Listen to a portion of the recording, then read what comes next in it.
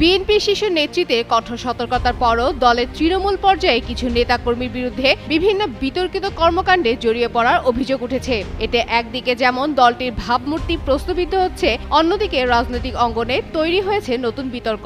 এসব ঘটনার প্রভাব পড়ছে গণমাধ্যম ও সংসদীয় আলোচনাতেও। দলীয় সূত্র ও বিভিন্ন সংবাদ মাধ্যমের খবর অনুযায়ী দেশের একাধিক স্থানে বিএনপি ও এর অঙ্গ সংগঠনের কিছু নেতাকর্মীর বিরুদ্ধে সংঘর্ষ সহ দলীয় শৃঙ্খলা ভঙ্গের অভিযোগ উঠেছে।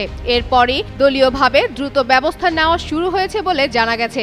একাধিক স্থানে অভিযুক্ত নেতাকর্মীদের বহিষ্কার করা হয়েছে এবং আরও কিছু ক্ষেত্রে তদন্ত চলছে।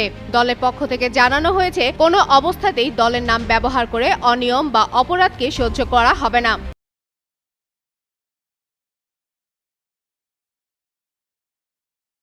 দলীয় সূত্রে জানা গেছে, নেত্রকোনা, নোয়াখালী, চাঁদপুরের সাম্প্রতিক ঘটনাগুলো বিএনপির জন্য সাংগঠনিকভাবে একটি চ্যালেঞ্জ হয়ে দাঁড়িয়েছে। দলটি এখন শৃঙ্খলা ফিরিয়ে আনা এবং বিতর্কিত কর্মকাণ্ডে জড়িতদের বিরুদ্ধে কঠোর অবস্থান জোরদারের চেষ্টা করছে বলে জানিয়েছে।